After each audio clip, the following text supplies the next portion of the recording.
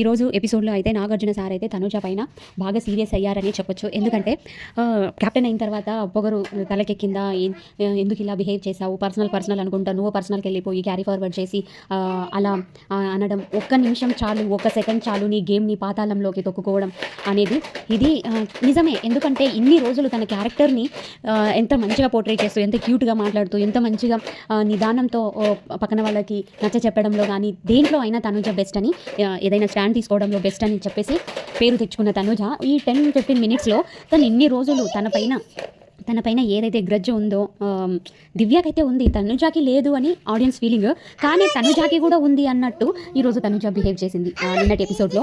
అదే నాగార్జున సార్ చెప్పారు, నీ గేమ్ని పాతాళంలోకి తొక్కుకోవడంలో ఒక్క నిమిషం కాదు, ఇన్ని రోజులు ఎప్పుడైనా ఇదవుతుంది, అలా చేయొద్దు, ఏమన్నా ఉంటే డైరెక్ట్గా చెప్పు, నీ పాయింట్ అనేది క్లియర్గా చెప్పేస్తే సరిపోతుంది కదా, ఎందుకు ఇంత పర్సనల్గా తీసుకోవడము, అక్కడ అటు దివ్యకి నీకి తేడా ఏంటి అని సిచ్యువేషన్తో అనే దాంట్లో మాట్లాడిందని నా ఫీలింగ్. నిజమే కదండి.